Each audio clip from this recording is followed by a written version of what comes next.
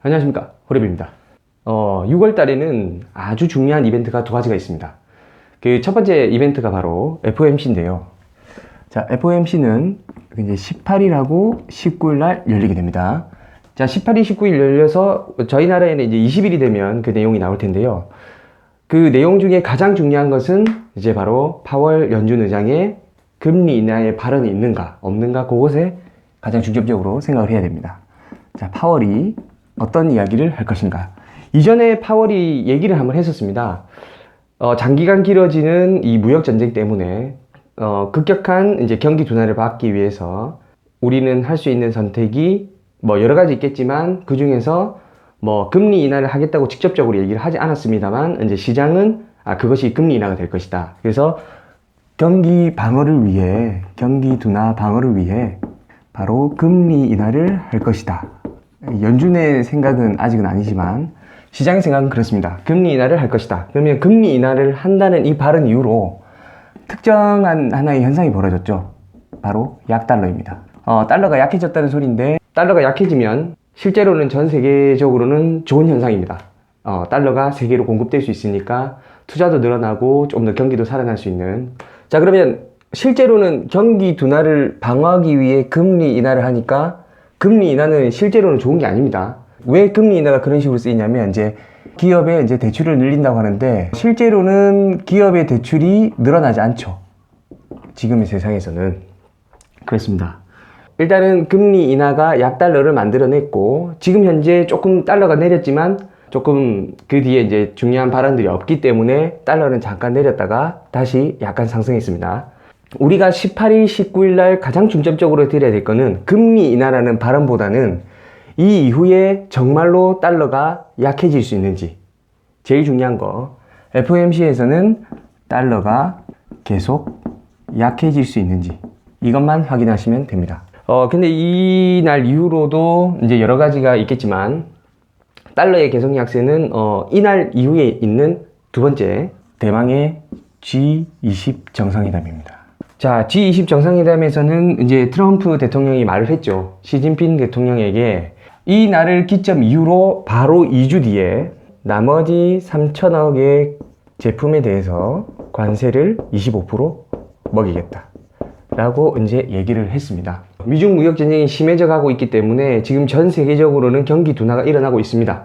그래서 파월은 경기 둔화를 미리 선제적으로 방어하기 위해서 금리 인하를 하겠다고 했는데 실제로 금리 인하는 좋지 않은 얘기입니다. 경기가 둔화하고 있다는 얘기죠. 그래서 그것 때문에 나타나는 현상이 약달러가 있었는데 약달러는 실제로 세상엔 좋습니다. 근데 금리 인하는 좋지 않죠. 근데 이 발언으로 일어난 이 약달러의 현상은 좋은 것이죠. 그런데 미중 협상이 되지 않으면 이제 이 결렬이 되는 이 순간부터 달러가 다시 치솟을 가능성이 있습니다. 달러가 치솟는 건 달러 이외의 세상에는 전혀 좋지 않은 일입니다. 첫 번째는 이제 달러가 계속 약세로 가기 위해서는 파월이 경기 둔화를 방어하기 위해 금리 인하를 한다 안 한다 이 발언보다는 여러 가지 방법을 강구하겠지만 뭐 그중에 금리 인하를 생각하고 있다 라는 발언만 있어도 약달러는 유지를 하겠죠.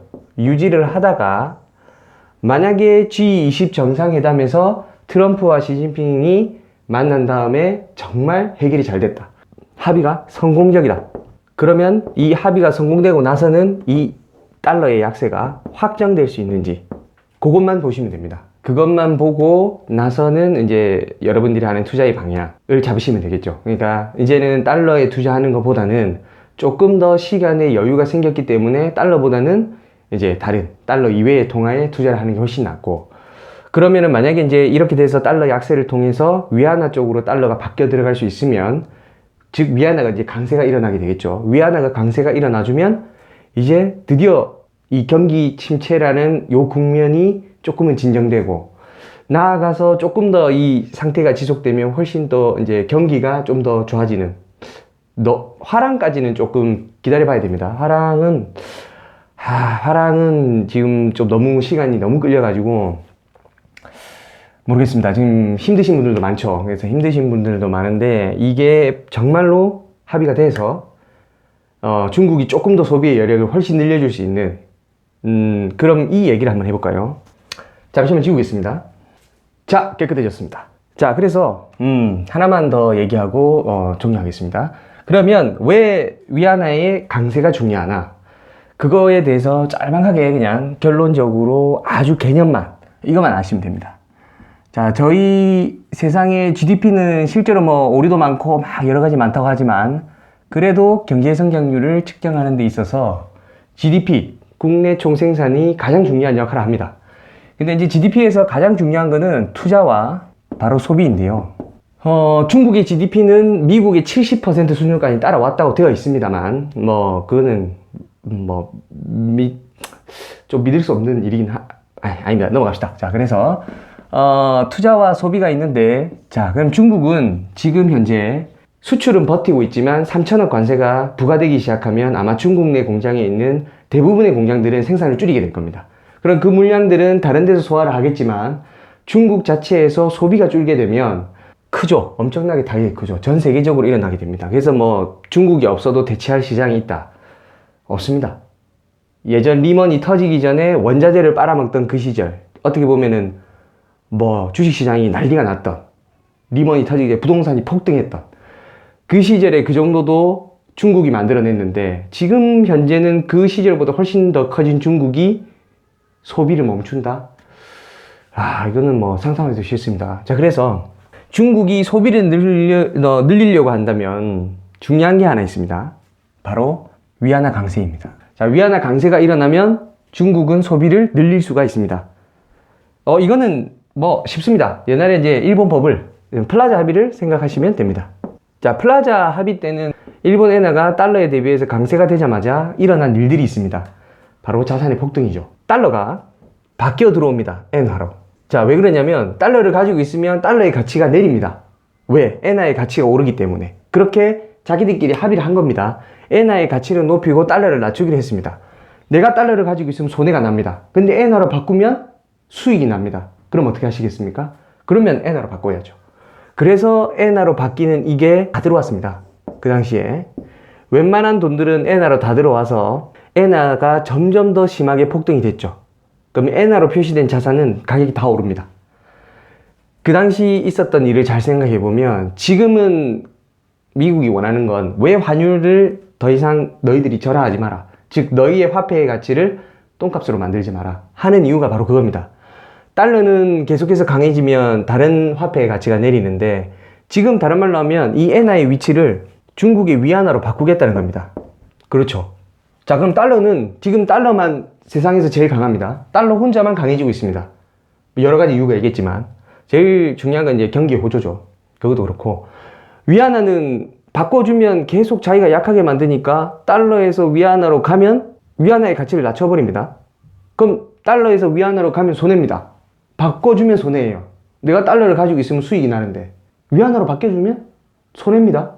그럼 어떻게 하시겠습니까? 안 바꿔주죠. 그래서 지금 제일 중요한 거는 이 플라자 합의처럼 위안화의 강세를 만들어주면 자산의 상승을 일으킬 수 있기 때문에 자산의 상승이 일어나면 소비력이 커집니다. 그리고 달러는 계속해서 들어와 주니까 돈이 점점 많이 풀리게 될 것이고요. 그래서 그것을 노리고 있기 때문에 중국은 선택을 해야 됩니다. 지금 투자가 안 일어나고 있죠. 왜? 관세 때문에 투자가 더 이상 일어나고 있지 않은 상태입니다. 그러면 GDP를 유지하기 위해서는 오로지 소비를 조금 더 키우는 방법밖에 없습니다. 근데 소비를 키우려면 일자리가 많아야 되고 생산도 많이 하고 수출도 많이 하면 더 좋겠죠. 그렇게 하려면 돈이 있어야 되겠죠. 돈을 버는 방법 중에 제일 중요한 거는 외부에서 돈을 가져오는 겁니다. 바로 달러가 되겠죠. 자, 여러분들 살이 찌려면 어떻게 해야 됩니까? 먹어야죠. 무슨 말인지 알겠죠? 살이 찌려면 먹어야 됩니다. 그럼 돈을 벌려면 외부에서 돈이 들어와야죠. 제가 스스로 돈을 찍어낼 수 없지 않습니까? 살을 만들어낼 수가 없어요. 그렇죠? 자, 그렇다면 외부에서 돈이 들어와야 돈을 벌 수 있는데 그 외부에 달러가 들어오기 위해서는 위안화는 강세가 돼야 됩니다. 왜? 달러가 위안화로 바뀌면 달러를 위안화로 바꾼 사람이 이익을 보죠. 그렇죠? 그러면 어떻게 하겠습니까? 계속해서 달러를 위안화로 바꿔줍니다. 무슨 말인지 아시겠죠? 그러면 외부에서 돈이 들어오면 위안화를 가진 이 나라가 살이 찝니다. 그래서 소비가 늘어나는 구조가 됩니다. 지금 이제 제일 중요한 거는 G20 정상회담에서 둘이가 합의가 일어나지 않으면 최악의 상황으로 정말 치달을 수도 있습니다. 정말 경기 침체가 올 수도 있겠죠. 근데 만약에 합의를 해서 좋은 결과를 냈다. 이거. 그리고 나서 또 달러가 약세를 유지하면서 위안화가 강세로 돌아 올라가는데 그 방향이 계속 이렇게 유지됩니다. 이렇게. 계속.